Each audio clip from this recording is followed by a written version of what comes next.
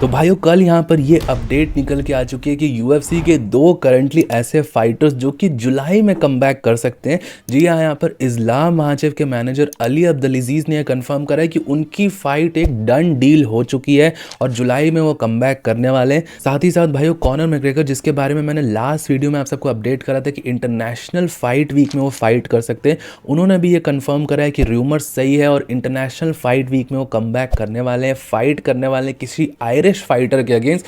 तो इस वीडियो के अंदर डिस्कस करेंगे कि क्या इनका कमबैक सच में पॉसिबल हो सकता है, कितनी ज़्यादा यहाँ पर सच्चाई है इन रूमर्स के अंदर। साथ ही साथ भाइयों यहाँ पर एक बहुत बड़ा कार्ड होने वाला है मई के अंदर, नेटफ्लिक्स का यहाँ पर पूरा फाइट कार्ड इस टाइम पे रिवील हो चुका है। काफ़ी इंटरेस्टिंग और काफ़ी बड़ा फाइट कार्ड है। लोगों का ऐसा कहना है कि यूएफसी के व्हाइट हाउस कार्ड से भी बेटर है। डेना वाइट को यहाँ पे लोग ट्रोल कर रहे हैं, खुद यूएफसी के फॉर्मर फाइटर्स इतना सब कुछ बोल रहे हैं। तो यूएफसी के आंखों में डेफिनेटली ये वाला कार्ड काफ़ी ज़्यादा चुभने वाला है। तो इस कार्ड को भी एनालाइज करेंगे, किस तरीके की इसके अंदर फाइट्स है, क्या क्या इस फाइट की कैपेबिलिटीज़ है, आगे आने वाले टाइम में और ऐसे इवेंट्स होंगे कि नहीं, सारी चीज़ों के बारे में इस वीडियो के अंदर डिस्कस करेंगे। लेकिन उससे पहले आपसे वीडियो को लाइक कर देना, चैनल को सब्सक्राइब कर देना यूएफसी कॉम्बैट स्पोर्ट्स का ऐसा ही कंटेंट हिंदी में एंजॉय करने के लिए। तो भाइयों सबसे पहले कमबैक की बात करें तो इस्लाम महाचेव के मैनेजर अली अब्दुल-अजीज ने यहाँ पे कंफर्म कर दिया है कि उनकी फाइट ऑलरेडी फिक्स हो चुकी है और एक नंबर 1 कंटेंडर के अगेंस्ट उनकी फाइट फिक्स्ड है वेल्टरवेट डिवीजन के अंदर। और यूएफसी कुछ दिनों के अंदर ही अनाउंसमेंट करने वाली है कि उनकी फाइट फिक्स हो चुकी है। तो अब मेरा सबसे बड़ा सवाल यहाँ पर यह आता है कि अगर इस्लाम की फाइट यहाँ पे फिक्स ऑलरेडी हो चुकी है तो ये सारी बातें फिर ये यूएफसी के व्हाइट हाउस कार्ड में फाइट करने के लिए एक्सेट्रा एक्सेट्रा ये यहाँ पर क्यों बोली गई। और तो और भाइयों यहाँ पर अली अब्दुल-अजीज ने ये चीज बोली है कि एक नंबर 1 कंटेंडर के अगेंस्ट इस्लाम की फाइट फिक्स्ड है। अगर आप करंटली यूएफसी की वेल्टरवेट रैंकिंग्स देखोगे तो उसमें नंबर 1 कंटेंडर जैक डेला मैडेलिना है, जिसका टाइटल ही यहाँ पर इस्लाम ने लिया, तो वो तो आउट ऑफ इक्वेशन है। फिर इयन गैरी है और माइकल मोरालेस है, इन दोनों में से ही किसी की यहाँ पर फाइट हो सकती है। अब इयन गैरी तो पिछले कुछ टाइम से ऐसा बोल रहा है कि इस्लाम उससे फाइट ही नहीं करना चाहता है, एक्सेट्रा एक्सेट्रा। तो ये डन डील की बातें तो यहाँ पर इयन गैरी को यहाँ पर रूल आउट करती है, बट हो भी सकता है इस्लाम की यहाँ पर फाइट इयन गैरी से फिक्स हो चुकी हो। बाकी भाइयों फिर तो यहाँ पर रैंकिंग्स के अकॉर्डिंग देखा जाए तो माइकल मोरालेस का ही नंबर आता है और इसकी फाइट के बारे में रूमर्स पहले भी उड़ी थी कि जनवरी में शायद ये फाइट ऑफर करी गई थी इस्लाम को, माइकल मोरालेस वर्सेस इस्लाम माचोव, और ये अपने आप में ही बहुत इंटरेस्टिंग फाइट है। ये फाइट भी हो जाए तो बहुत ज्यादा मजा आ जाएगा। अब मेरा भाइयों यहाँ पर क्वेश्चन यही है कि अली अब्दुल-अजीज ने नंबर 1 कंटेंडर तो बोला, बट उसने कहीं भी ये मेंशन नहीं करा कि वो यूएफसी के नंबर 1 कंटेंडर के अकॉर्डिंग उसके हिसाब से वो नंबर 1 कंटेंडर है। क्योंकि इस्लाम महाचेव या टीम हबीब अपने हिसाब से जिसको नंबर 1 कंटेंडर समझ रही है, कमारू उस्मान को भी वो समझ रहे थे कुछ टाइम पहले, तो उसको भी टाइटल शॉट मिल सकता है। और ये अपने आप में बहुत ज़्यादा क्रेजी हो जाएगा भाइयों कि अगर माइकल मोरालेस, इयन गैरी जैसे फाइटर्स को स्किप करके अगर कमारू उस्मान को टाइटल शॉट मिल गया, जस्ट इमेजिन कितना बड़ा आउटरेज यहाँ पर होने वाला है। ऑलरेडी इतना ज़्यादा क्रिटिसिज्म यहाँ पर यूएफसी का हो रहा है खराब मैचअप्स बनाने का, तो ये फाइट अगर बना दी जाती है, क्योंकि इस फाइट के बारे में काफ़ी ज़्यादा पुश कर रहे थे, इस्लाम ने खुद भी बोला है कि वो कमारू उस्मान से फाइट करना चाहते हैं, लेगेसी फाइट होगी एक टाइप की। तो ये सारे ऑप्शंस यहाँ पर पॉसिबल है जो कि इस्लाम महाचेव के कमबैक फाइट में अनाउंस किए जा सकते हैं। बाकी भाइयों आपको क्या लगता है कि कौन यहाँ पे फाइट करने वाला है इस्लाम महाचेव से जुलाई में अगर इनकी फाइट फिक्स होती है तो। बाकी भाइयों अब बात करते हैं यहाँ पर कॉनर मैकग्रेगर के बारे में। कॉनर ने कल खुद भी यहाँ पर इंस्टाग्राम पे पोस्ट करा है कि वो कमबैक करने वाले हैं और इंटरनेशनल फाइट वीक में फाइट करने की जो रूमर्स है वो 100% सही है। वो इंटरनेशनल फाइट वीक में ही यहाँ पर फाइट करेंगे। अब वो किसी आयरिश लैड को यहाँ पर कॉल आउट कर रहे थे, लोग यहाँ पर फिर से कह रहे थे कि इयन गैरी के अगेंस्ट उसकी फाइट हो सकती है कॉनर मैकग्रेगर की, बट मुझे पर्सनली ये पॉसिबल नहीं लग रहा उतना ज़्यादा, क्योंकि कॉनर अगर फाइट करेगा तो उसके अकॉर्डिंग केटर्ड एक अपोनेंट होगा किसी नंबर 1 कंटेंडर के अगेंस्ट, वो भी वेल्टरवेट डिवीजन में। कॉनर ने वेल्टरवेट में भी फाइट करी है, बट कॉनर मैकग्रेगर का एक्चुअल फाइटिंग वेट क्लास मुझे लगता है लाइट वेट ही रहने वाला है।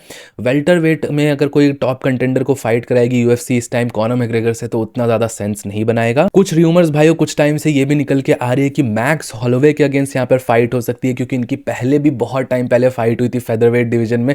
जी हाँ, कॉनर मैकग्रेगर ने फेदरवेट डिवीजन में मैक्स हॉलोवे को भी हरा रखा है, तो ये अपने आप में एक फाइट बन सकती है। चार्ल्स ओलिवेरा के अगेंस्ट भी बोली जा रही है बीएमएफ टाइटल फाइट। और तो और यहाँ पर ऐसा भी बताया जा रहा है कि हॉर्हे मास्विडाल के अगेंस्ट भी कमबैक हो सकता है कॉनर मैकग्रेगर का, क्योंकि मास्विडाल ने कुछ टाइम पहले एक पॉडकास्ट के अंदर ये रिवील करा कि उसको नेटफ्लिक्स के कार्ड पे यहाँ पे फाइट करना था। उसको एक ऑफर दिया गया था नेटफ्लिक्स के फाइट कार्ड में यहाँ पे फाइट करने का, बट यूएफसी ने उसको यहाँ पे रोक दिया और यूएफसी ने बेसिकली उसको ऐसा कहा है कि उसके पास और बड़े प्लान्स हैं यहाँ पर हॉर्हे मास्विडाल को फाइट कराने के लिए। तो शायद यहाँ पे लोग इसको इस चीज़ से लिंक कर रहे हैं कि शायद हॉर्हे मास्विडाल वर्सेस कॉनर मैग्रेगर की फाइट यहाँ पे बनाई जा सकती है।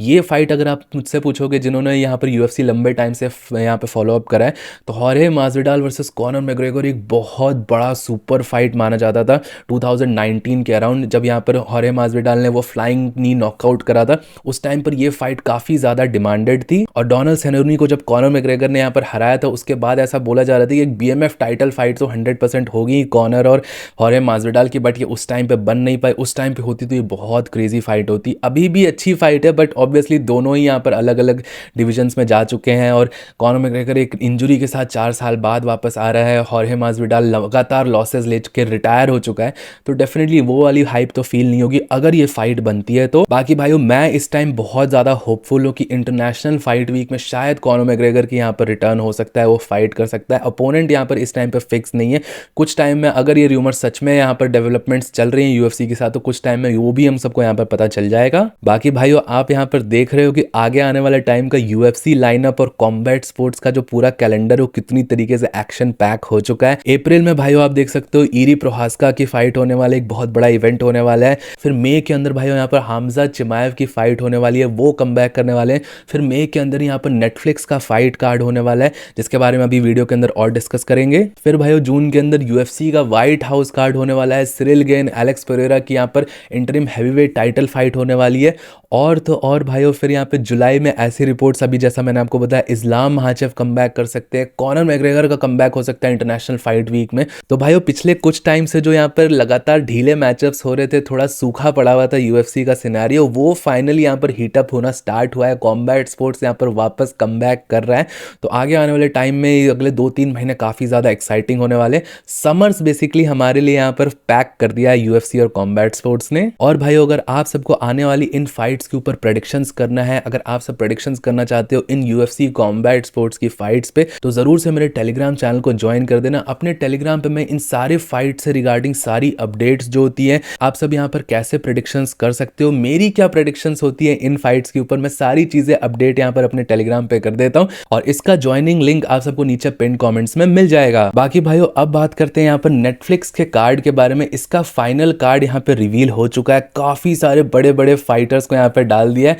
और ऐसा कहा जा रहा है कि ये टक्कर दे रहा है सीधे सीधे यूएफसी के व्हाइट हाउस कार्ड को। और रोंडा राउजी ने तो ट्वीट करके, एक तरीके से रोंडा राउजी तो पिछले कुछ टाइम से यूएफसी और डेना वाइट को लगातार कुक कर रही है।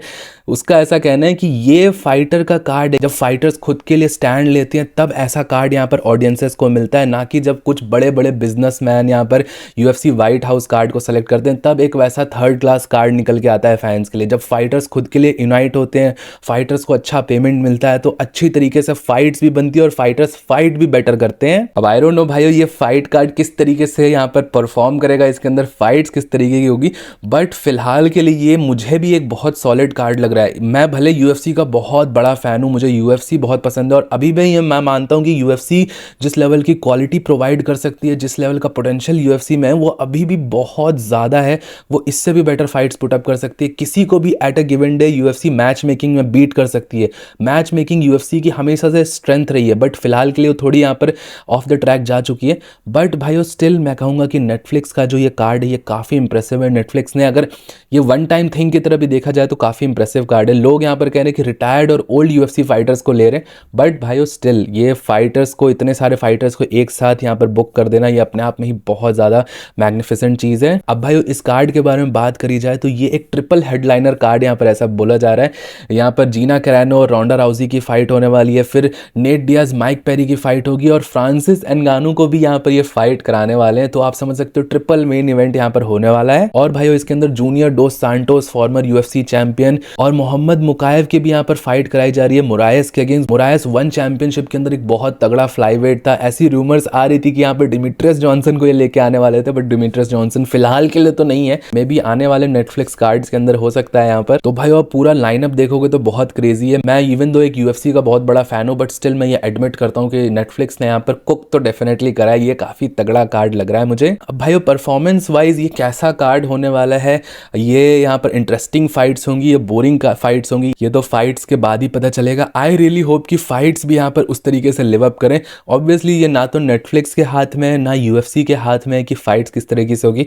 अगर यहाँ पे तीनों फाइटर्स, यहाँ पर तीनों जो फाइट्स हैं, यहाँ पर तीनों फाइट्स बोरिंग निकल के आती है। तो नेटफ्लिक्स का भी यहाँ पर कुछ भी रोल नहीं होने वाला है, ये तो फाइटर्स के ऊपर ही at the end of the day depend करता है। और मैं डेफिनेटली होप करूंगा कि ये फाइट अच्छी जाए, ताकि नेटफ्लिक्स जैसी कोई मेगा कॉर्पोरेशन है वो देखे कि हाँ यहाँ पर फाइट्स अच्छी गई है, तो ये इसको एक रेगुलर थिंग बनाए। शायद हम मंथली यूएफसी जैसा एक्सपेक्ट नहीं कर सकते एक नेटफ्लिक्स कार्ड हो, बट साल में 2 या 3 या 4 इवेंट्स ऐसे हो रहे हैं नेटफ्लिक्स के भी, तो अपने आप लिए हमारे लिए as a combat sports fan तो बहुत ही ज़्यादा अच्छी चीज़ है कि हमको मल्टीपल इवेंट्स यहाँ पर देखने को मिल रहे हैं। बाकी भाइयों आप सबका क्या सोचना है इस बारे में, आप सब मुझे नीचे कमेंट सेक्शन में ज़रूर बताना। टिल देन वीडियो पसंद आया हो तो प्लीज़ वीडियो को लाइक, चैनल को सब्सक्राइब कर देना। मिलता हूँ आप सबको नेक्स्ट वीडियो में अगले अपडेट के साथ। Bye bye.